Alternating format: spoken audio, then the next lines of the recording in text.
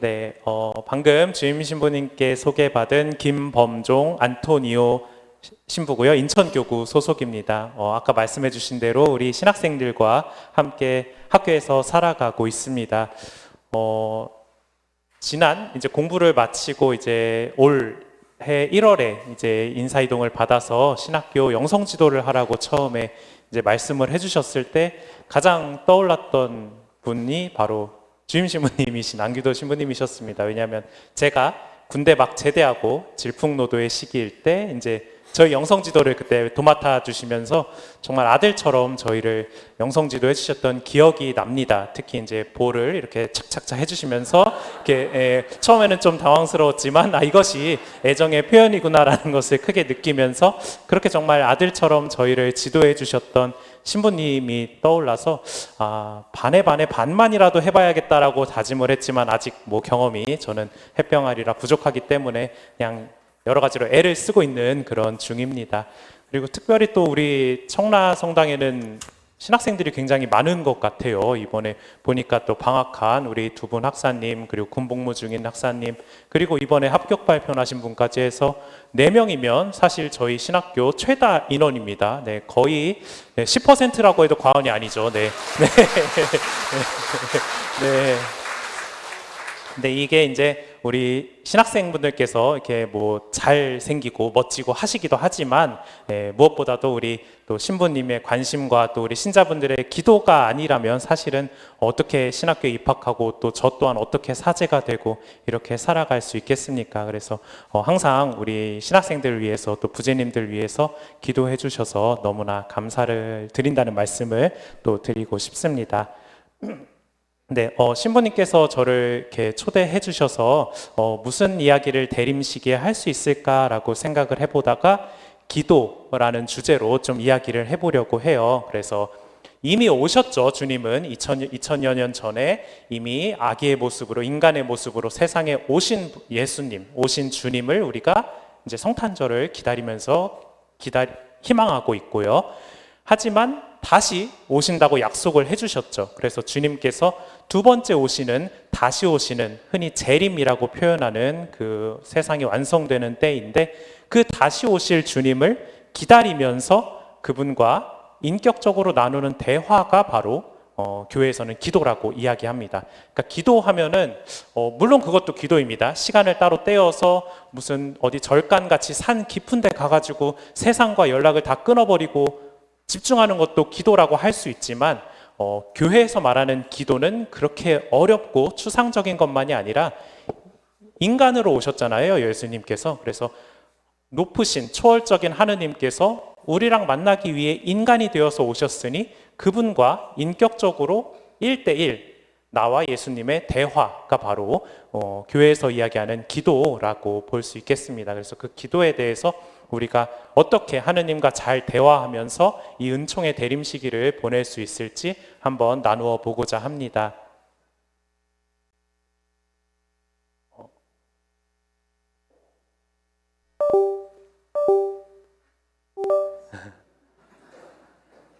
한번 컴퓨터에서 한 번만 눌러주시면 네. 한번 꽂아주시고 엔터 한 번만 눌러주시면.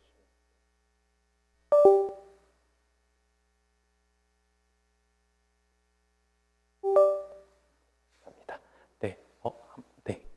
기도는 찬양을 했으니까요. 네. 안 되네요. 한번 제가 부탁드리면 눌러주시겠습니까? 제가 잘못 고정한 것 같아요.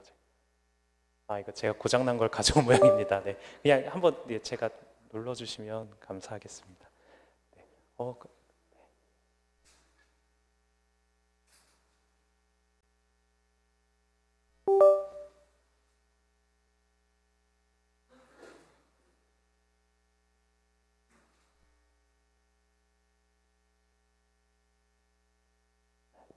죄송합니다. 네.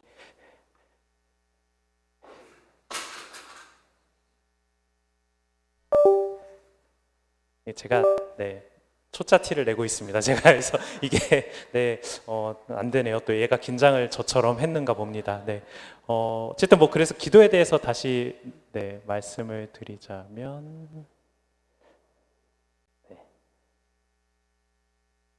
됩니다. 감사합니다.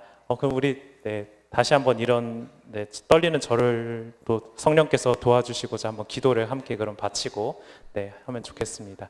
성부와 성자와 성령의 이름으로 오소서. 성령님, 저희 마음을 성령으로 가득 채우시어 저희 안에 사랑의 불이 타오르게 하소서. 주님의 성령을 보내소서. 저희가 새로워지리이다. 또한 온 우리가 새롭게 되리이다. 기도합시다. 하느님, 성령의 빛으로 저희 마음을 이끄시어 바르게 생각하고 언제나 성령의 위로를 받아 누리게 하소서. 우리 주 그리스도를 통하여 비나이다. 아멘. 성부와 성자와 성령의 이름으로 아멘.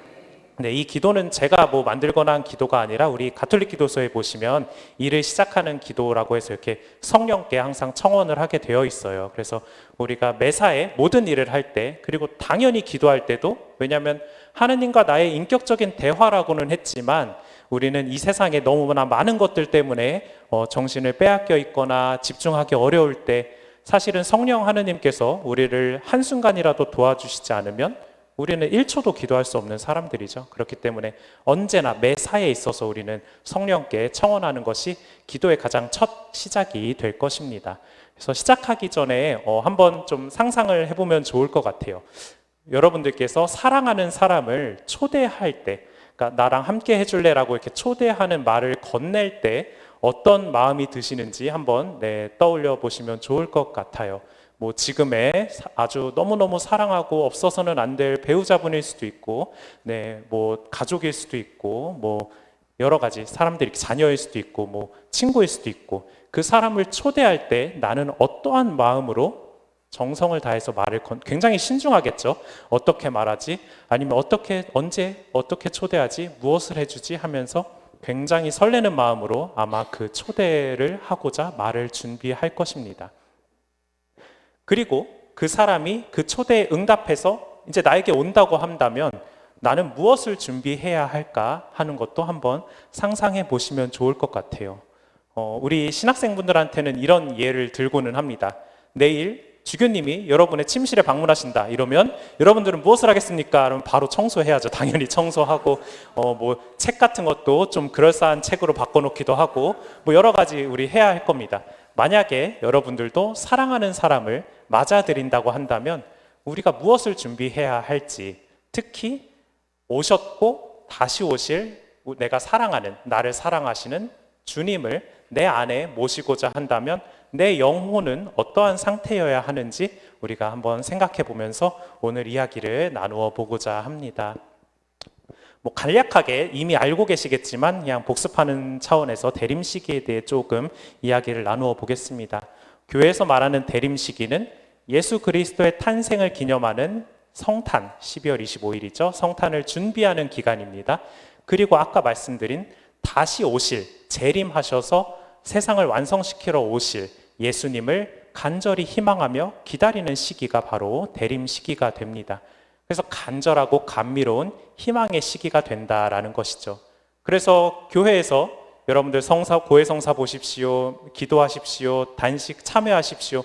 이게 괴롭히려고 하는 게 아니라는 거죠. 우리를 괴롭히려고 하는 게 아니라 아까 말씀드린 것처럼 나를 사랑하시는, 또 우리가 사랑하는 분을 내 안에 온전히 맞아들이기 위해서는 우리는 마땅히 청소도 좀 하고 정리도 좀 하고 그분이 머무실 공간을 좀 마련하기도 해야겠죠. 그런 차원에서 교회는 이 대림 시기에 우리를 고해성사와 또 회개, 참회, 기도로 초대하고 있는 것입니다.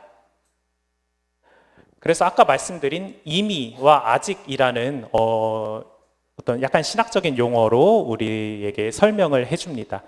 우리는 이미 예수님의 죽음과 부활을 통해 구원을 얻었죠. 그리고 세례를 통해 하느님의 자녀가 되어서 영원한 생명을 받았습니다.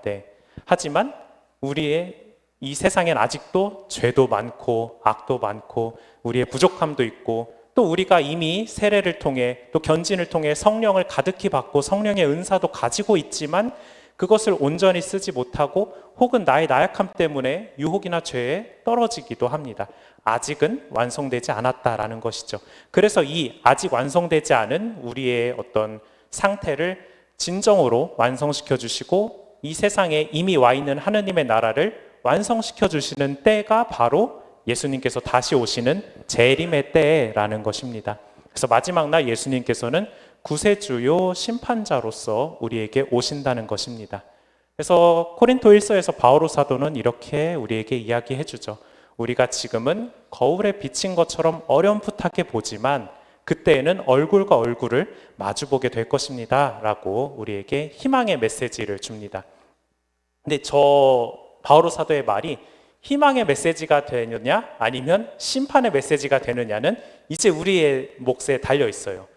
예수님께서 오신다고 했을 때 내가 평소에 예수님을 바라보면서 열심히 기도하고 잘 준비가 되어 있으면 사랑하는 분이 오시는 영광의 때가 되겠고, 내가 그렇지 못하게 살고 있었다면 갑자기 그분께서 환한 빛으로 태양보다 빛나게 오실 때 굉장히 당황할 수밖에 없겠죠. 마치 심판자처럼 우리에게 오시게 될 것입니다.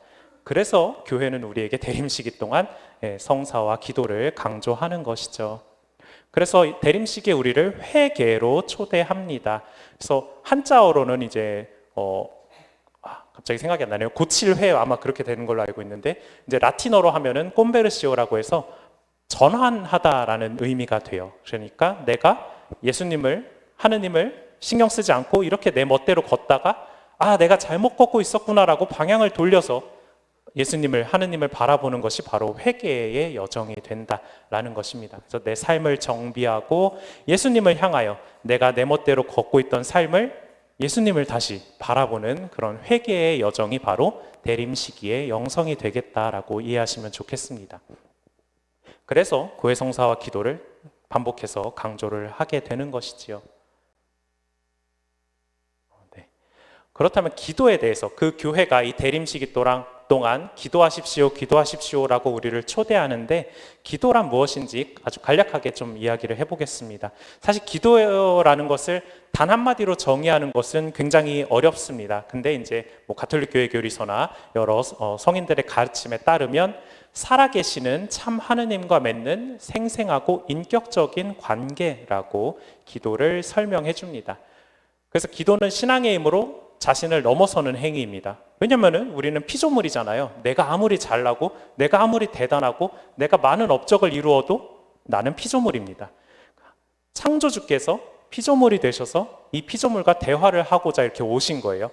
그러면은 나같이 부족한 피조물이 이 창조주와 대화를 할 수 있다라는 그 사실 자체로도 우리는 굉장히 선택받았고 굉장히 은총받은 선택된 사람들임을 우리가 기억할 수 있을 것입니다. 그래서 우리 피조물은 사실은 아무리 애를 써도 창조주와 대화할 수 없는데 창조주 하느님께서 우리에게 허락을 해주셨기 때문에 우리는 예수님과 하느님과 대화를 할 수 있는 것이죠. 나 자신을 넘어서는 행위라고 볼 수 있습니다.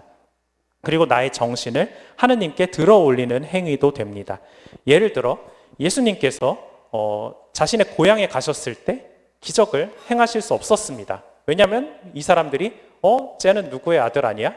누구의 형제잖아 라고 하면서 이미 믿음이 없었기 때문에 예수님께서 기적을 하실 수 없었죠. 하시지 않았거나 못하셨거나. 하지만 그렇기 때문에 하느님께서 아무리 우리와 대화를 시도하시려고 우리에게 성령을 부어주시고 성체로 함께 하시고 우리를 언제나 건드리시더라도 내가 의지를 가지고 있지 않다면 기도는 성립되기 어렵습니다. 내 측에서의 정신을 드러높이고 집중하고 따로 시간을 내고 하는 노력이 필요하다는 것이죠. 여러분들 중에 본인이 좋아하는 드라마를 틀어놓고 기도를 하실 수 있는 분이 있다면 어렵죠. 사실 된다면은 존경하겠습니다. 되면은 대단한 경지의 기도이죠. 그럴 수만 있다면 너무나 좋겠지만 사실은 우리는 나약하다는 것을 먼저 인정해야 합니다. 전능하신 하느님 앞에 나는 나약하고 나는 여러 가지로 유혹에도 어떤 감각적인 것에도 취약하다는 것을 스스로 인지하고 시간을 내서 성당 혹은 집의 한 공간을 활용해서 하느님께 정신을 드러높이는 행위가 바로 기도가 되겠죠. 그러니까 먼저 하느님의 초대가 있었고 그것에 온전히 내 온 의지를 다해서 응답하는 이 아름다운 하모니, 대화가 바로 기도라고 교회는 우리에게 이야기해 줍니다. 그래서 기도는 또한 좁게 바라보면은 나의 정신을 집중해서 뭐 말씀을 묵상하고 되뇌이고 하는 것도 기도라고 볼 수 있지만, 넓은 의미에서는 하느님께서 언제나 나와 함께하고 계신다, 나를 돌보신다라는 것을 의식하고 살아가는 그것 자체가 기도의 삶이라고 볼 수 있겠습니다. 예를 들어서 뭐 제가 운 좋게 시험에 합격을 했습니다. 그러면 세상의 시선이라면 그래, 내가 공부 좀 했지, 나 잘하니까 이건 뭐 시험은 그냥 하는 거지 라고 생각하겠지만, 우리 신앙인들의 시선에서는 하느님 감사합니다, 내가 실수해서 2문제 더 틀릴 수 있었는데 다행히 합격을 했습니다라고 이렇게 모든 것에 있어서 하느님께 감사드리고 그분의 현존을 느끼는 그런 태도가 바로 또 기도하는 사람의 태도라고 볼 수 있겠죠. 성경, 우리의 어떤 하느님의 계신 성경에서는 기도가 어떻게 드러나는지 아주 간략하게 조금 짚고 넘어가도록 하겠습니다. 사실은 뭐 성경에 나타난 기도만 가지고도 뭐 이렇게 강의를 막 이렇게 성서학자분들께서 많이 하실 수 있겠지만 아주 간략하게만 살펴보도록 하겠습니다. 먼저 구약 성경에 나타난 이스라엘 민족들의 기도는 하느님께서 우리를 선택하셨다. 그래서 선민 사상이 있죠. 좀 지금은 맞지 않지만 어쨌든 우리는 우월하다. 왜냐하면 하느님께서 우리를 선택하셨기 때문에 이 민족들은 다 야만족들이고 우리만이 우월하다는 선민의식을 가지고 있었죠. 왜냐하면 아브라함을 선택하셨고 모세를 선택하셔서 모세를 통해서 이집트 땅에서 구출하셨고 왕들과 예언자들을 통해서 끊임없이 자신들을 돌보는 하느님을 알고 있었던 것이죠. 그래서 그 하느님의 약속에 대한 믿음을 전제로 그 기도가 이루어진다. 이 구약의 기도는 지금 우리에게도 마찬가지입니다. 구약의 하느님께서 이스라엘을 특별히 선택하신 것처럼 지금은 그 예수님을 통해서 그 선택이 우리 모두에게 열렸으므로 우리는 세례를 통해 하느님의 자녀가 이미 된 사람들이라는 것을 전제로 하고 있어야 합니다. 그래서 기도의 가장 전제는 하느님께서 나와 함께 하시고 나를 사랑하신다라는 것은 가장 누가 뭐라 해도 변하지 않는 진리이기 때문에 항상 기억하시면 좋겠죠. 그렇다고 해서 또 이스라엘처럼 그게 너무 과해서 마치 예수님을 모르는 사람들을 막 나보다 아래인 사람으로 취급하는 것 또한 건강한 신앙생활이라고는 보기 어렵습니다. 그분들에게 자연스럽게 나의 삶으로 예수님을 보여줄 수 있으면 가장 좋겠죠. 그래서 몇 가지 예시가 이제 있는데요. 먼저 하느님의 이름을 부르며 기도하였다라고 창세기의 여러 구절에서 나타납니다. 하느님께서 무언가 권능을 떨치시고 그들에게 무언가 좋은 일을 해주셨을 때 하느님의 이름을 받들어 불렀다라고 창세기 곳곳에서 이렇게 등장을 하죠. 그리고 순종과 신앙으로 따르는 행위, 아까 기도가 대화라고 했으니까 하느님께서 아브라함을 부르셨을 때 아브라함이 75세의 나이에도 자신이 경작하던 모든 것을 다 갖다 버리고 그대로 막막한 그 가운데서 따랐던 그 믿음, 그 응답, 그것 또한 기도라고 볼 수 있겠죠. 아브라함 사실 지금이야 갑자기 하느님께서 따르라고 하면 이렇게 따를 수 있겠지만 내비게이션 보고 이렇게 잘 갈 수 있겠죠.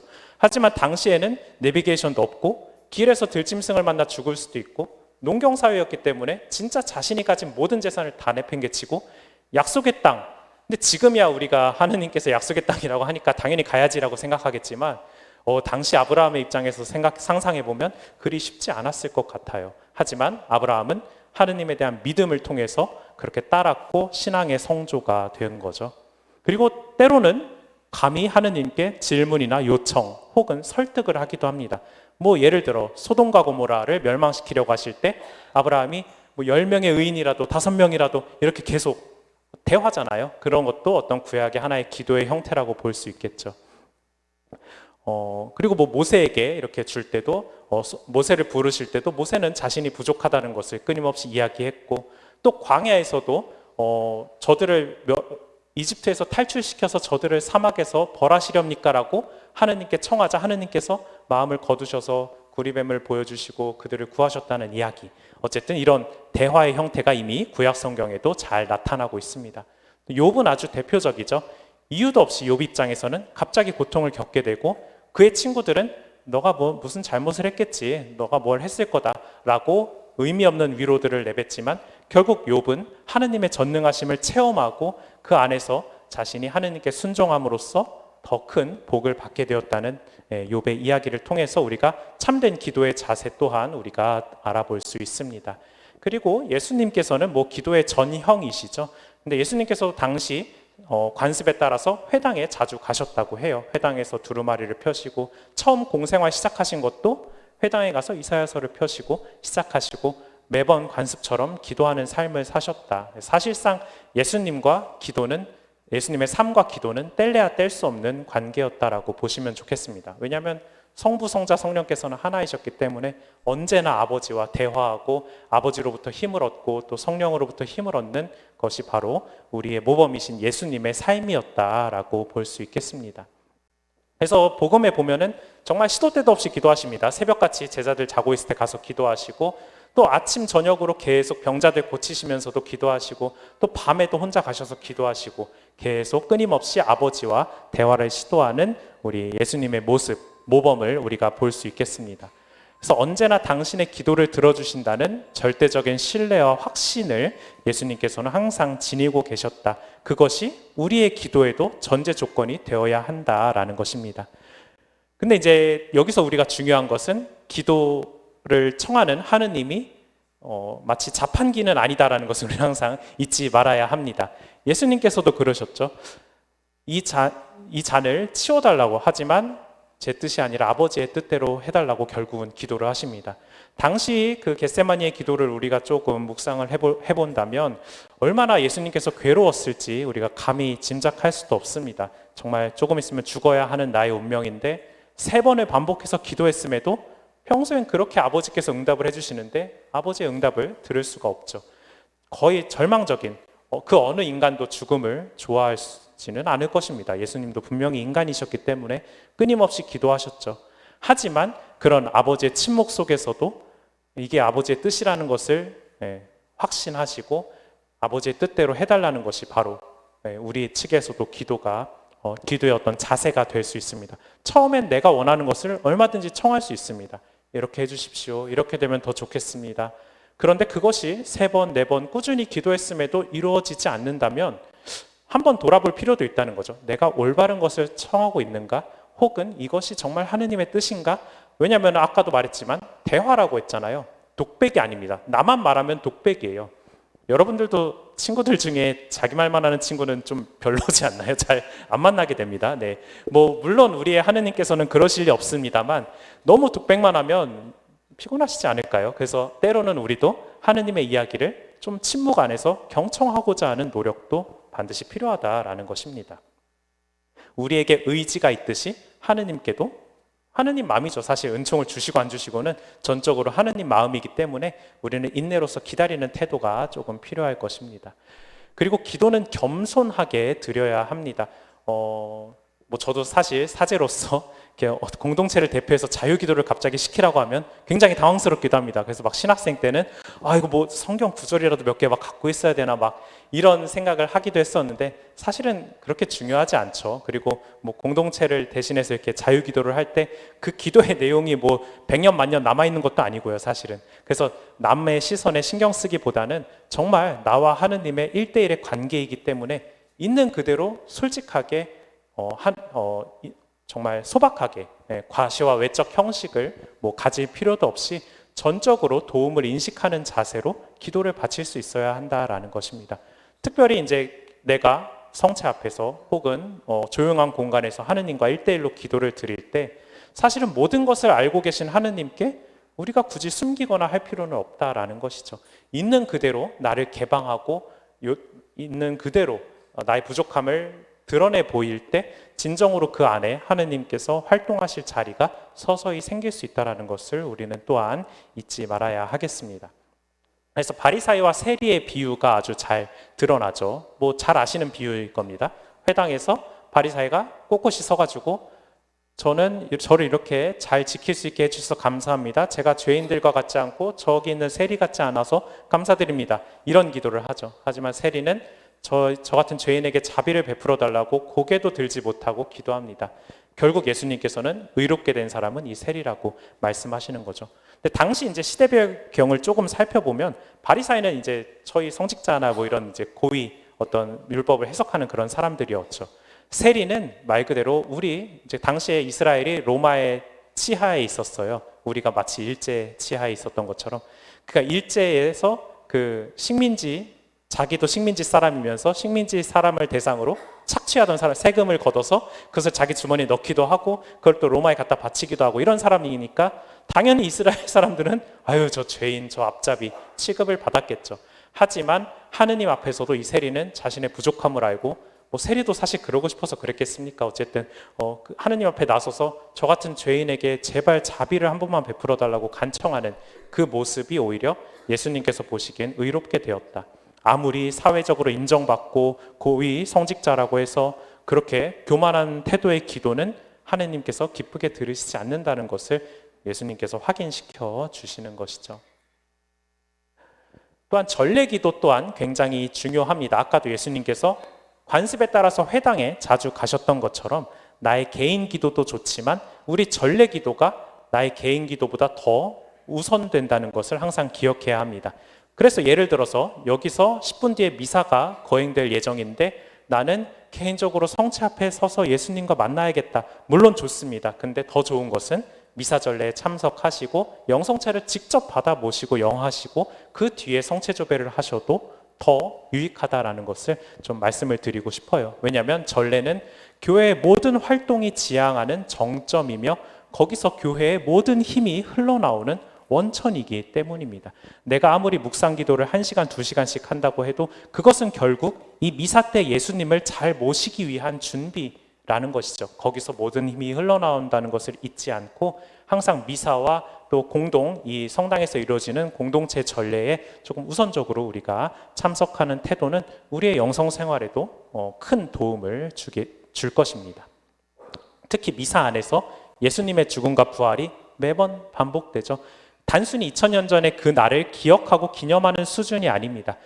실제로 예수님께서 매일 미사 성제를 통해 또 좀 이따 우리가 함께 바라볼 성체 안에 온전히 함께 하고 계심으로 주님의 몸과 피를 받아 모심으로써 우리는 일치를 하도록 초대를 받는다라는 것이죠.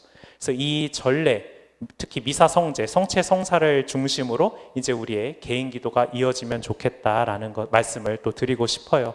그래서 특별히 개인 기도에는 3가지 형태를, 뭐 여러 가지 형태가 있죠. 사실은 대화기 때문에 여러 가지 형태가 있지만 크게 청원과 찬미와 감사 기도로 우리가 생각해 볼 수 있겠습니다. 먼저 청원 기도는 하느님에 대한 신뢰 그리고 나의 부족함, 하느님의 사랑과 자비에 대한 확신을 전제로 합니다. 우리가 누군가에게 무엇을 부탁할 때는 내가 뭐가 필요한지 알아야죠. 내가 뭐가 부족한지 알아야 내가 제대로 청할 수 있다는 것을 항상 기억해야 합니다. 그래서 이따 뒤에 나오겠지만 우리 기도 전에는 나 자신을 먼저 아는 것이 그 무엇보다 중요해요, 사실은. 왜냐하면 그 모든 기도는 어떤 나 자신을 잘 알고 나 자신을 하느님 앞에서 있는 그대로 바라보는 데에서 시작하기 때문이죠.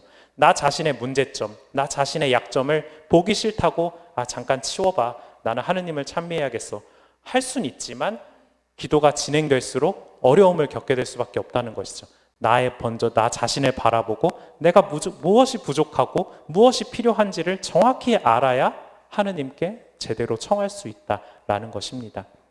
그래서 하느님 앞에 또 나의 마음을 온전히 개방하고 열어 보이는 행위라고 볼 수 있겠습니다.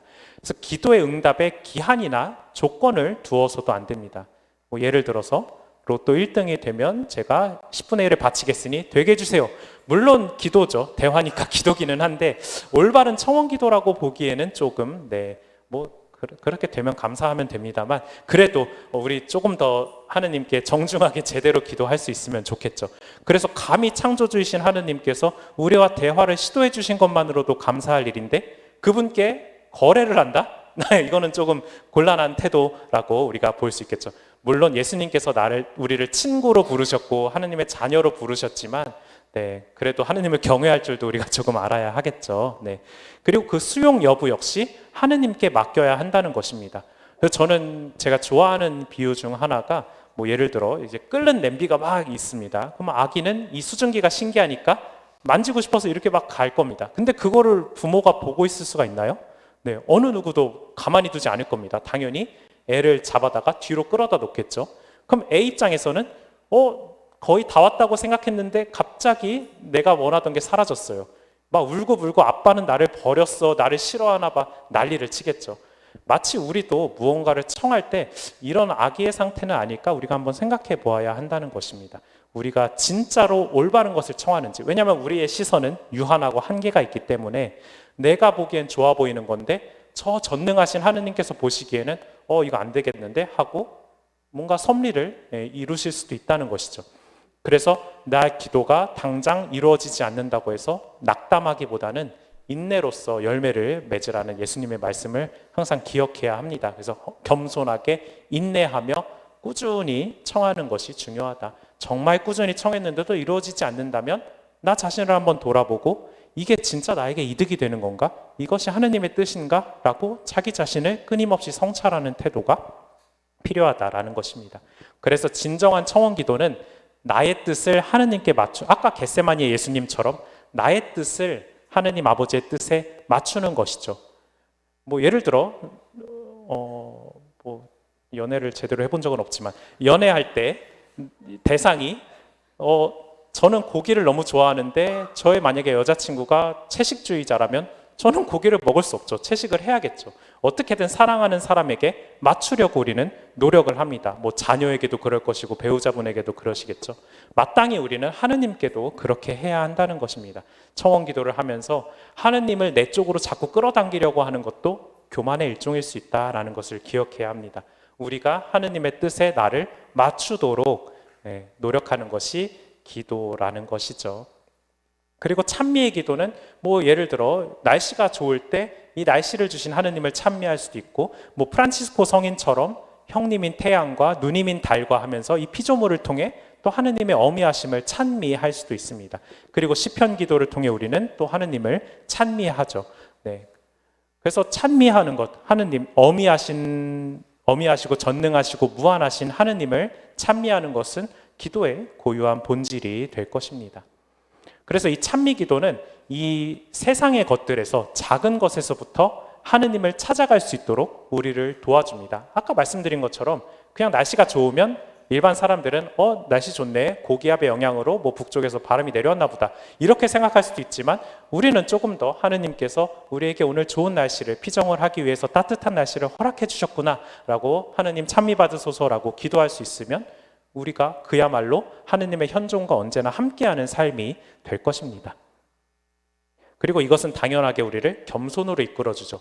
어미하신 하느님, 내가 어떻게 할 수 없는 것을 또 이루어 주시는 하느님을 찬미함으로써 우리는 자연스럽게 겸손하게 되고 감사의 태도로 이어지게 될 것입니다. 그래서 감사, 이 모든 것, 나의 생명, 나의 지력, 나의 의지, 나의 모든 것이 다 하느님께서 주신 것이다. 그러므로 이냐시오 성인은 나의 모든 자유, 의지, 그리고 뭐 지력, 모든 것을 하느님께 돌려드린다고 표현을 하죠. 그래서 우리도 기도의 여정도 사실은 하느님께 돌려드리는 여정입니다. 첫 시작은 우리의 지력을 통해서, 기억력을 통해서, 의지력을 통해서 자리를 잡고 하느님을 위해 기도합니다. 어떤 분들은 그렇게 생각하실 수 있어요. 그러면은 말씀을 읽고 나 혼자 상상하면 그냥 상상하는 거 아니에요? 물론 뭐 그럴 수도 있지만 그렇기 때문에 우리는 그 이전에 성령께 청원을 하고 하느님께서 주신 나의 능력을 통해서 다시 사랑하는 예수님을 기억하고 떠올리는 것이 바로 기도가 된다라는 것이죠. 뭐 어쨌든 감사 기도가 영혼 안에 뿌리 내릴 때 모든 사건을 하느님의 선물로 감사의 삶으로 받아들이는 과정이 시작된다라는 것입니다.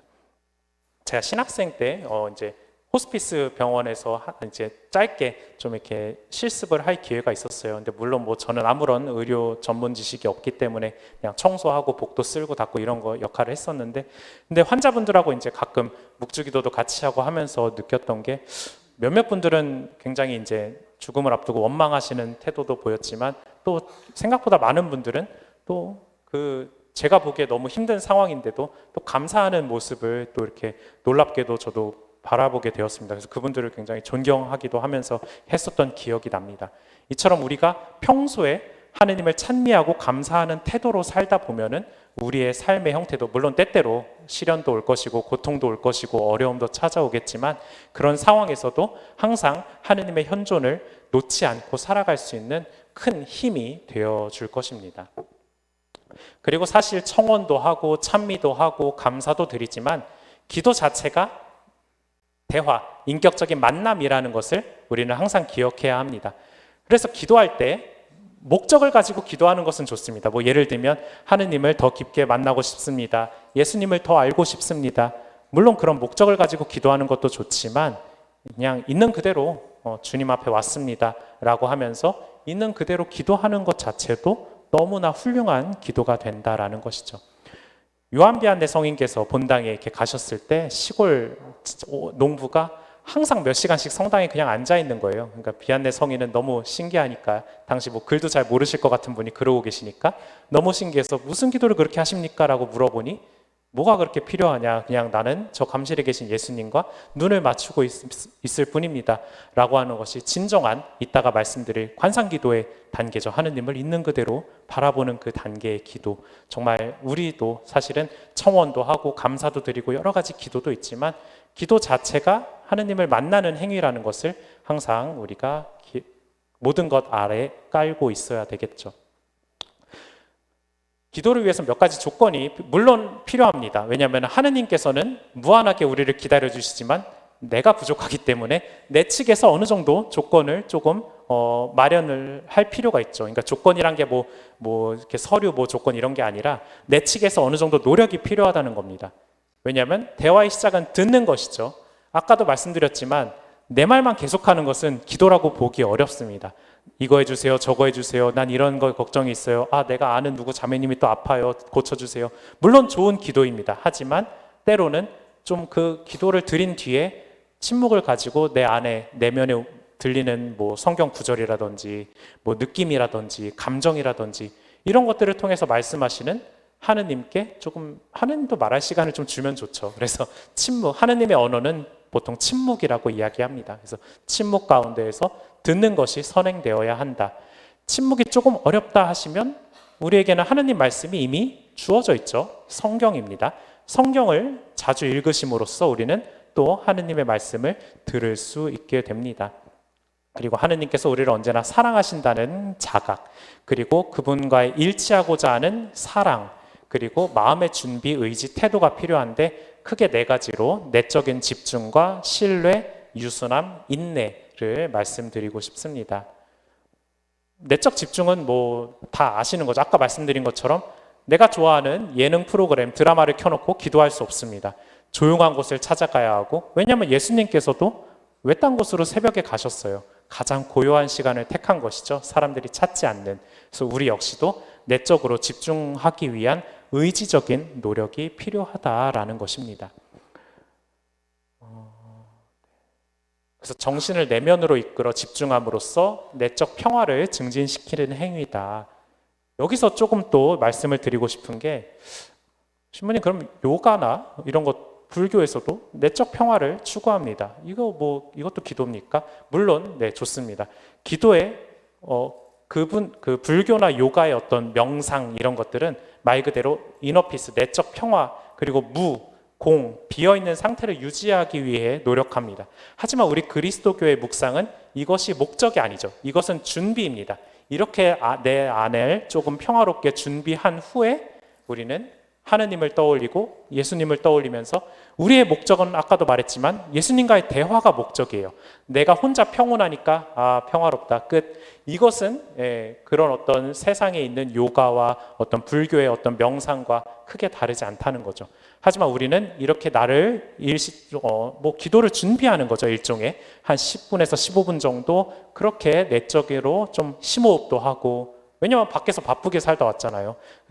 심호흡도 하고 좀 나를 가라앉히고 내적으로 평온하게 한 후에 오늘 복음에서 예수님께서 어떻게 말씀하시는지, 혹은 나에게 주어진 성경 구절에서는 어떻게 말씀하시고 계신지, 혹은 평소 내가 품고 사는 성경 구절이 있다면 그것을 한번 되뇌어 본다든지, 그러면서 그 안에서 올라오는 어떤 감정이라든지 여러 가지 생각들, 그런 것들을 온전히 머물러 보는 것, 그것이 바로 우리 그리스도교의 기도라고 아주 간단하게 말씀드리면 볼 수 있습니다. 그래서 어떤 내적인 평화만을 추구하는 어떤 요가의 명상이나 이런 것들과 우리의 그리스도교의 묵상은 조금 이러한 근본적으로 궁극적인 목적에서의 차이가 있다라는 것을 항상 기억해 주시면 좋겠습니다.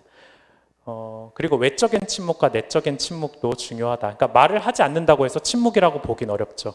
뭐 예를 들면 우리 신학교에서 우리 신학생들은 끝기도가 끝나면 8시 반 이후에는 묵주기도가 끝나면 7시 30분부터는 대침묵 시간입니다. 그러면 저도 신학생이어서 알지만 입은 다 닫는데 막 이렇게 수신호하고 뭐 이렇게 하기도 하고 뭐 차라도 한잔 할까 이렇게 하기도 하는데, 이런 수신호를 했다고 해서 침묵을 지켰다고 보긴 어렵죠. 왜냐하면 상대방이 내적인 침묵을 이미 깨트린 상황이기 때문이죠. 우리에게는 이 스마트폰이 아주 요물이죠. 이것만 가지고 있으면 1시간은 금방입니다. 사실 나는 말을 하지 않고 밤에 나도 한번 대침묵을 해볼까 라고 하면서 유튜브를 2시간 동안 본다면 침묵이라고 보기는 조금 어렵죠. 내적인 침묵도 유지를 할 수 있어야 한다라는 것입니다. 그리고 신뢰가 필요합니다. 왜냐하면 하느님과의 인격적이고 1대1의 관계라고 했으니까 이 친구가, 이 나의 모범이, 나의 사랑하는 분이 나를 사랑하고 있다는 신뢰, 그 진리를 항상 마음에 품고 의심하지 말아야 한다는 것입니다.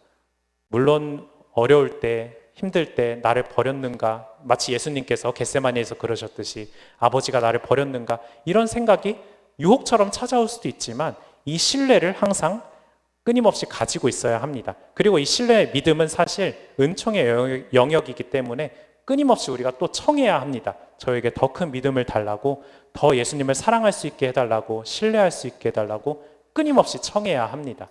그렇기 때문에 이 신뢰하는 태도야말로 기도의 내적 집중과 신뢰, 하느님을 향한 믿음과 사랑, 이 신뢰는 아주 중요한 자세가 된다는 것입니다.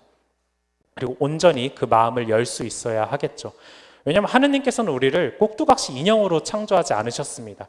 자신처럼 우리에게 자유의지를 선물해 주셨고, 그래서 우리는 하느님의 모상이라고 불리죠. 하느님만이 가지고 있었던 자유의지를 우리에게 선물해 주셨고 우리를 언제나 기다려주고 계시는 분이라는 것, 그런 분에게 우리는 항상 신뢰하는 마음으로 우리의 온 사랑을 표현해야 하겠습니다. 그리고 유순함도 필요합니다. 왜냐하면 내 안에 걱정이 가득하고 나의 생각이 가득하면 이미 하느님께서 활동을 하시려고 하다가도 이 틈을 찾을 수가 없다는 거죠. 아까 말씀드린 것처럼 우리는 꼭두각시 인형이 아니기 때문에 하느님께서 우리가 마음을 좀 열어드려야 성령께서 오셔서 우리 안에서 활동을 하실 공간이 생기는데, 물론 뭐 하느님께서는 더하신 분이기 때문에 바오로 사도처럼 그렇게 하실 수도 있지만 우리처럼 일반적인 우리들에게는 우리가 유순한 태도, 성령께 개방하는 태도를 갖지 않으면 사실 기도도 쉽지 않다. 뭐 예를 들어 우리가 대화를 시도하려고 하는데 상대방이 이미 자기 할 말을 이만큼 가져와가지고 2시간 동안 혼자 떠들다 가면은 사실은 당황스럽고 대화라고 보기 어렵듯이 우리도 어느 정도 유순한 태도로 하느님께서 말씀하시는 성령의 활동을 열어서 기다리고 개방하는 태도를 항상 지녀야 한다라는 것입니다. 그리고 인내가 필요합니다. 왜냐하면은 우리 다들 체험하시겠지만 우리의 기도 생활이 언제나 은총에 넘치고 기쁘고 막 항상 참회의 눈물이 흐르고 하면 좋겠지만 대다수의 기도 시간은 메마릅니다. 사실은. 그래서 우리는 그 무엇보다 인내가 필요합니다. 기도를 15분 동안 앉아 있었다고 해서 응답이 없네, 가야지 하고 간다면 하느님께서 16분에 활동하실 수도 있잖아요. 그렇기 때문에, 아니면 내가 50분을 앉아 있었는데 50분이면 허리도 아프고 할 만큼 했지, 근데 51분에 하시려고 했는데 가는 걸 수도 있잖아요. 항상 그래서 우리는 인내를 가지고 기도에 좀 힘을 쓸 필요가 있습니다. 그래서 이냐시오 성인은 영신 수련이라는 표현을 썼는데, 이 수련이 스페인어로 하면은 약간 훈련, 군사 훈련과 똑같은 단어를 쓰세요. 실제로 군인이시기도 했죠. 그래서 그런 군대가 적과 싸우듯이 우리도 초심자의 우리 같은 이런 기초 단계에서는 어떤 마귀, 악, 유혹 이런 것들과 조금 강건한 마음으로 인내를 가지고 싸운다는 느낌으로, 투쟁한다는 느낌으로 이렇게 우리가 싸울 필요도 있다라는 것입니다. 그래서 많은 성인들이 투쟁이라고 이렇게 표현을 하기도 한 것이죠. 그리고 계속 메마름이 지속되니까 내가 시간을 버리고 있는 것은 아닐까? 이 시간에 내가 차라리 무언가를 한다면 더 생산적일 수 있을 텐데, 하나의 유혹일 수 있습니다. 그렇기 때문에 이런 질문들이 떠오를 때 또 우리가 인내를 조금 할 필요가 있죠. 그래서 기도의 본질은 자기 만족, 아까 말씀드린 내면의 평화나 자기의 만족을 위해서 하는 것이 아니라는 것을 항상 우리가 기억해야 합니다. 왜냐하면 기도를 통해서 하느님과 대화하는 것이죠. 항상 평화로울 수 없습니다. 우리의 모든 대화가 사랑하는 사람과도 투닥거릴 때도 있고, 그분의 뜻이 나와 다를 때도 있고, 그럼 내가 조금 속상할 수도 있고, 내가 잘못됐나 의문이 될 수도 있고, 역동적인 것이 바로 진정한 대화지, 언제나 기쁘다? 사람도 언제나 기쁘다고 하면 좀 이상하다고 하잖아요. 그렇죠? 그렇기 때문에 우리 기도 여정도 언제나 기쁘고 언제나 막 환희가 가득하고 위로만 오고 이러기는 어렵다. 그래서 때로는 메마를 때가 올 때도 절대 낙담하지 않고 인내로 기도를 하는 것이 정말 중요하다라는 말씀을 드리고 싶습니다. 기도의 종류를 조금 이렇게 준비해 봤는데요. 다 알고 계시겠지만 구송기도, 그리고 묵상기도, 그리고 관상기도, 이 정도가 있습니다. 그래서 가톨릭 전통에서는 이제 거룩한 독서라고 해서 먼저 읽고, 그리고 묵상하고, 그리고 기도하고, 그리고 관상하고, 이렇게 4가지 단계로 이야기를 해주죠. 말 그대로 읽는 겁니다. 성경을 먼저 잘 읽습니다. 그리고 그 성경을 내가 읽은 것을 가지고 묵상하는 거죠. 곱씹어 보는 거죠. 예수님께서 기적을 일으키신 사화라면은 그 장면을 한번 우리 하느님께서 주신 상상력을 동원해서 상상해 보기도 하는 거죠. 예를 들면 하요라는 여인이 옷자락을 만져서 치유받는 기적이다라고 한다면, 그 군중이 막 득실거리는 어떤 장면, 그 여인이 간절하게 예수님께 손을 대는 장면, 또 그 여인이 예수님의 힘으로 치유를 받고 기뻐하는 장면, 그리고 예수님과 대화하는 장면, 이렇게 우리 상상력을 조금 동원해, 물론 2000년 전을 정확히 표현해낼 수는 없지만 어느 정도 상상력을 가지고 예수님께서 무슨 생각으로, 무슨 감정으로 이렇게 말씀하셨는지를 좀 공감해 볼 수 있죠. 그래서 아까도 말씀드렸지만 예수님과 하느님과의 대화라면 예수님께서 어떻게 생각하셨을까? 예수님께서 어떻게 느끼셨을까? 이런 것들을 성경 묵상을 통해서 우리가 공감할 수 있는 것이죠. 그렇게 묵상을 열심히 하다 보면은 어떤 부분에서 예수님께 어떤 머무는, 예를 들면 위로가 될 수도 있고, 아니면 예수님의 슬픔이 내가 느껴질 수도 있고, 그런 감정에 한번 오롯이 머물러 보면서 응답을 드려보는 거죠. 그것이 바로 대화, 기도 시작이죠. 그래서 묵상을 통해서 예수님께 천천히 대화를 드리고, 예를 들면 슬퍼하시는 예수님을 내가 위로의 말씀을 건네보기도 하고, 여러 가지로 한번 대화를, 감사의 기도를 드리기도 하고, 그런 대화가 바로 기도라고 볼 수 있겠습니다. 그래서 우리가 그렇게 읽고 묵상하고 기도하고 열심히 하다 보면은 하느님께서 우리를 드러높여 주시는데, 이것은 이제 은총의 영역, 이미 처음부터 은총의 영역이지만 이 관상이야말로 신비적인 어떤 체험은 정말 은총의 영역이기 때문에 이런 것들은 이제 혹시 또 기도하시다가 좀 신비한 현상이 일어났다, 예를 들면은 아빌라의 데레사 같은 경우는 몸이 실제로 뜨기도 했다고 해요. 그리고 타론, 영이 날아다니는 체험, 이런 체험들을 했을 때 가장 중요한 것은 어디 가서 자랑하는 게 아니라 신부님을 먼저 찾아가시는 게 좋습니다. 그래서 이런 어떤 기도의 체험이 일어났을 때 내가 이것이 정말 성령께서 주신 것인지 내가 식별하기 어려울 때는 지체하지 않고 영적 지도자에게 찾아가서 상의하시는 것이 좋습니다. 그러면 영적 지도자께서 일정한 지침을 내려주실 텐데 그것에 순명하는 마음으로 따르면 좋겠죠. 네. 예를 들어서 저기 나주 쪽에 성모님을 봤다고 하는 분이 있었습니다. 좋습니다. 볼 수 있죠. 당연히 사적 계시야 열심히 기도하시면. 그래서 했더니 그 본당 신부님과 교구장님까지 침묵하라고 했지만 침묵하시지 않고 계속해서 지금은 파문을 당하고 마셨죠. 네. 겸손과 순명은 이런 기도 체험의 큰 식별 기준이 됩니다. 그래서 예를 들어 아빌라의 성녀 데레사도 처음에 예수님을 체험을 해요. 이거는 누가 봐도 예수님이에요. 그래서 고해사제한테 갔대요. 근데 고해사제가 그거 마귀짓입니다. 다시 한번 나타나면 그 손찌검을 하라고.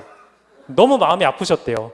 너무 마음에 이건 진짜 예수님인데 아무리 봐도 결국은 또 나타나셨어요. 막 고민을 하시는 거죠. 이거 어떡하지? 이거 예수님 내가 사랑하는 분한테 내가 이거 손찌검을 어떻게 하지? 고민을 하시다가 데레사께서 내리신 결론은 내가 비록 예수님의 이게 손찌검을 할지라도 내가 고해사제에게 순명하는 것을 그분께서는 더 기뻐하실 것이다 라고 묵상하시고 슬픈 마음으로 고해사제의 명을 따랐다라는 것이 이제 자서전에 나오기는 합니다. 그래서 이건 조금 우리에게 잘 일어나지 않을 수 있는 극단적인 사례지만 여러분들도 어떤 기도의 체험이 있을 때 조금 신중한 마음으로 지체하지 않고 고해사제를 찾아가서 나의 어떤 상태를 개방하고 자주 면담을 하는 것은 여러분들의 영적인 어떤 기도 생활에 큰 도움이 되어줄 것입니다. 뭐 이야기하다 보니까 다 있는 어쨌든 뭐 구송 기도는 이렇게 우리 뭐 잘 하고 있는 거예요. 주님의 기도, 성모성, 영광송 뭐 이런 것들이죠. 시편, 뭐 묵주기도, 십자가의 길. 그러니까 이런 구송 기도들이 사실은 아까 말씀드린 그런 관상 기도로 이어지는 문이라고 많은 성인들이 이야기해요. 혹시 오해하실 수 있어요. 구송 기도는 예비자들이나 하는 거지, 초심자들이나 하는 거지 이렇게 생각하실 수 있지만 절대 그렇지 않다라는 거. 구송 기도와 묵상 기도를 적절히 잘 활용함으로써 우리는 하느님을 더 깊이 체험할 수 있다라는 것이죠. 예를 들어 묵주 기도를 보면 예수님의 주요 신비들, 예수님 생애, 순환, 뭐 부활, 공생활 이런 주요 신비들을 오롯이 따라가게끔 우리를 인도해 줍니다. 말로는 성모송과 주님의 기도를 되풀이하지만 환희의 신비 1단 했을 때 그 환희의 신비를 머릿속으로 떠올리고 기도하면서 우리가 입으로는 단순하게 같은 기도문을 계속 반복할 수 있다는 것이죠. 그리고 구송기도가 가진 또 다른 중요성은 신앙의 선조들 있죠. 예수님 이후로 사도들, 교부들, 성인들 이분들이 바쳤던 기도를 우리가 똑같이 바침으로써 그분들의 어떤 성덕을 우리도 닮아갈 수 있다라는 힘을 받게 되는 것입니다. 왜냐하면 교회에서 정말 수백 년, 수천 년간 바쳐온 기도이기 때문에 분명히 그 힘이 있다는 것이죠. 그래서 구송기도를 너무 우리가 그냥 초심자나 하는 것 이런 것으로 생각하기보다는 정말 끝까지 우리를 지켜주고 우리와 함께 해주는 중요한 기도문이라는 것을 기억해야 합니다. 그리고 묵상기도라는 것이 있죠. 아까 말씀드린 성경 구절을 가지고 말하지 않고 생각하는 것, 생각함으로써 한번 상상도 해보고 예수님의 마음에 공감도 해보고 그 상황을 한번 살펴보기도 하고 하는 어떤 노력이 될 수 있습니다. 그래서 성경이야말로 묵상의 가장 탁월한 대상이라고 볼 수 있죠.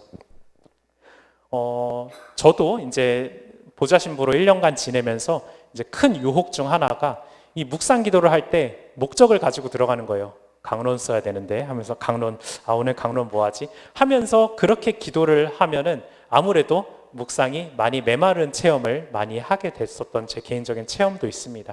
그래서 여기서 말씀드리고 싶은 것은 무슨 지식을 습득하거나 내가 이 복음에서 이 성경의 구절에서 완전히 새로운 남들이 하지 못하는 것을 내가 발견하고야 말겠다 이런 태도 뭐 나쁘다고 볼 수는 없지만 그렇게 권장드리고 싶지는 않습니다. 높은 확률로 기도가 메말라지기 때문이죠. 그렇기 때문에 어떤 무언가를 얻고 습득하고 새로운 것을 배우려는 어떤 그런 태도보다는 그냥 있는 그대로 나에게 주어진 오늘 복음 말씀에서 예수님께서 하신 말씀을 있는 그대로 그 공간, 시간에 내 상상력과 의지를 동원해서 한번 함께 해본다. 사랑하는 분이 어떻게, 왜 이렇게 말씀하셨는지 한번 같이 머물러 본다라는 마음가짐으로 기도하는 것이 바로 묵상기도가 되겠습니다. 그리고 단순히 예수님의 그것을 바라보고 끝나는 것도 뭐 나쁘다고 볼 수는 없지만 우리가 그 친구이신 예수님과 조금 더 친교를 이루고 조금 더 교감하기 위해서는 그분의 감정을 나의 감정과 한번 동화해 보는 것도 좋겠죠. 예를 들어 친구끼리 둘이 대화를 했을 때 나 이렇게 해서 힘들어. 너도 그런 경험이 있었구나. 나도 그래서 힘들었는데 라고 하면 조금 그 친구와 우리가 일치하는 체험을 감정적으로 하게 되죠. 예수님과도 마찬가지죠. 예수님께서 어떤 라자로를 보고 슬퍼하시는 체험, 그 장면을 바라봤을 때 주님 저도 제가 사랑하는 사람이 세상을 떠났을 때 이런 슬픔이 있었습니다 라고 하면서 주님께 대화를 건네보고 또 필요한 은총을 청하기도 해보고 예수님의 감정을 내가 느끼고 그것에 공감하는 그런 태도들 또 노력들도 좋은 묵상기도라고 우리가 볼 수 있을 것입니다.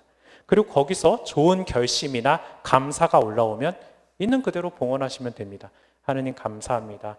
하느님 많이 슬프셨죠? 이런 식으로 예수님 많이 슬프셨을 것 같습니다. 있는 그대로 올라온 기도 중에 있었던 역동을 잘 정리하면서 좋은 결심이 있으면 또 좋은 결심을 되새기고 그것들을 있는 그대로 봉헌하는 것이 좋은 기도가 되겠지요. 네. 예수에 대해서 성녀의 묵상 기도는 일단 자기 인식이 가장 중요하다고 말씀을 하십니다. 겸손과 나 자신을 아는 것은 기도의 가장 큰 어떤 기틀이 된다고 하시죠.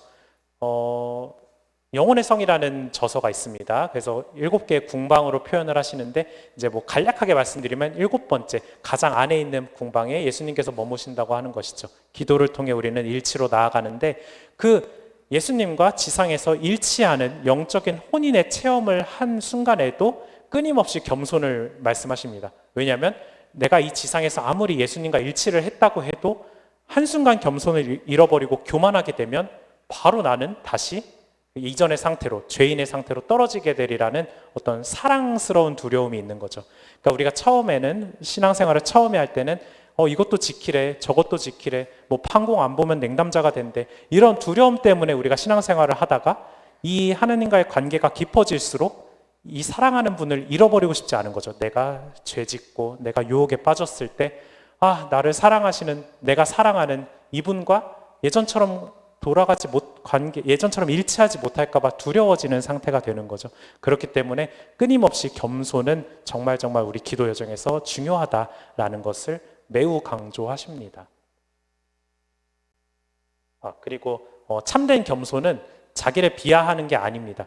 그러니까 또 항상 중간이 적당해야 돼요, 뭐든지. 그래서 겸손은 좋은데 나는 아무것도 안 돼, 나는 기도도 하면 안 되는 사람이야, 나 같은 사람이 무슨 기도야, 나는 정말 안 돼, 이런 마음가짐은 하느님께서 원하시지 않는다라는 것이죠. 실제로 예수에 대해서 성녀도 하느님을 깊게 체험하니까 너무 부끄러운 거예요. 나 이렇게 죄인인데 이런 큰 은총을 내가 받을 수 있을까? 그래서 기도를 1년 정도 그쳤다고 해요. 근데 나중에 자서전에 회고하시기를 이게 최악의 실수였다, 자신은 거의 멸망할 뻔했다라고까지 쓰시죠. 그래서 우리도 기도를 그치거나 하지는 말고 겸손하되 우리가 하느님의 모상으로서 하느님의 사랑받는 자녀라는 것은 항상 잊지 않고 있어야 한다라는 것입니다. 제가 또 초보라서 시간 관리를 잘 못했습니다. 어쨌든 이거는 그리고 이제 관상기도로 이어집니다. 구송기도와 묵상기도를 충실히 하다 보면은 이제 하느님의 은총으로 이제 신비적인 체험을 하게 된다는 것이죠. 은총의 작용으로 영혼이 모든 현실을 초월하여 하느님의 문턱에 이르게 되는 특정한 순간을 이야기한다라는 것입니다. 그래서 이때는 예수에 대해서 성녀는 이 관상기도에 들어가고부터는 많은 말이 필요가 없었다고 해요. 이전에는 묵상기도할 때는 막 의지를 활용하고 특히나 자신은 이 상상력을 활용하는 게 되게 어려웠대요. 그래서 상본을 놓고 기도하고 이렇게 열심히 하시다가 하느님께서 들어높여 주시자 내가 몇십 년간 얻으려고 애썼던 그 모든 것이 다 의미가 없어진다고 느낄 정도로 큰 지혜와 예를 들면 삼위일체를 알아차리는 지식의 은총을 주신다든지 그런 큰 은총을 보여주셨다고 해요. 그래서 실제로 예수의 데레사, 이 아빌라의 데레사 성녀는 대학 공부를 하시지 않은 성녀이십니다. 당시 시대 상황이 그랬어요. 그럼에도 불구하고 교회는 그분의 신비 체험을 통한 저수를 인정하여서 교회 박사로 여성 최초로 이제 인정을 해드리게 되는 것이죠. 어쨌든 우리가 지식적으로 아무리 애를 쓰는 것보다 더 큰 은총을 주님께서는 주실 수 있다. 사실 세상을 창조하신 분인데 이거는 어려운 일이라고 볼 수도 없죠. 그래서 그분 앞에 말없이 머물며 그분께 사랑받고 있음을 느끼는 것이 바로 관상기도다라고 이야기를 합니다. 근데 특별히 이 관상기도를 영성체 직후에 굉장히 많이 체험하세요. 영성체를 하고 나서 영적 혼인을 체험하신다거나 영성체를 하고 나서 탈원 상태에 빠지신다거나 몸이 들어올려지신다거나 여러 가지 신비 체험들을 하게 되는데 영성체 직후, 왜냐하면은 있는 그대로의 주님의 현존을 모셨으니 당연히 그때야말로 우리가 주님과 대화할 수 있는, 기도할 수 있는 절호의 찬스가 되겠죠. 그래서 우리도 영성체 후에 좀 마음을 다해서 나에게 오신 주님을 온전히 모시려는 어떤 의지적인 노력을 해보신다면 우리도 이런 체험이 꼭 데레사 성녀에게만 국한된 것은 아니죠. 우리 모두에게도 열려 있다는 것을 항상 기억하셨으면 좋겠습니다. 그리고 그럼에도 겸손은 끝까지 중요하다라는 것이죠. 그래서 누군가 나는 예수님을 체험했어, 성모님을 봤어 라고 하면서 겸손하지 않고 봉사는커녕 사람들 위해 군림하려고 한다? 이것은 이제 좋은 식별의 기준이 될 것입니다. 그래서 여러분들도 혹시 그런 체험이 있을 때는 지체 없이, 아까도 말씀드렸지만 영적 지도자를 지체 없이 찾아가셔서 자신의 상태를 잘 나누는 것이 중요하다. 그리고 데레사 성녀는 관상기도 가장 말미에 마르타와 마리아의 비유를 말씀하세요. 마리아로서 관상을 하는데 이 마르타의 봉사도 같이 통합이 되어야 한다라는 것이죠. 어느 하나만, 예를 들어 우리 신학생들 신학교에 살면서 몇 번 예를 들었는데, 나는 관상기도에 지금 들어가야 되니까 그 청소 너네가 해, 봉사 너네나 해, 이런 태도는 사실은 바람직하다고 보기 어렵다. 진정으로 하느님을 체험하고 예수님을 사랑하는 사람이 어떻게 동료의 불편함을 그냥 보아 넘길 수 있겠습니까? 당연히 더 나서서 봉사를 하게 되겠죠. 예를 들어 데레사 성녀도 이전에는 자꾸 죽고 싶다고 반복해요. 난 빨리 죽어야 예수님과 일치할 수 있는데, 죽어야 완성이 돼서 하느님 나라 가서 하느님과 일치할 수 있는데, 근데 영적 혼인을 체험하고 나니 이제는 세상에 나는 살아서 하느님을 전하고 봉사해야겠다라는 소명의식이 더 피어올랐다고 합니다. 그래서 우리도 기도가 그냥 단순히 나 혼자만의 어떤 만족을 위한 것이 아니라 결국 기도는 이 애덕의 실천을 통해서 완성된다라는 것을 우리가 항상 기억했으면 좋겠습니다. 네, 조금 제가 좀 말이 빠르지 않았나 모르겠네요. 제가 뭐 하다 보면 좀 말이 빨라지는 것 같긴 한데, 어쨌든 다소 지루한 이야기 잘 경청해 주셔서 감사드리고, 오늘 피정 또 좋은, 하느님 안에서 좋은 여정 하루 또 되시기를 저도 함께 기도하겠습니다. 감사합니다.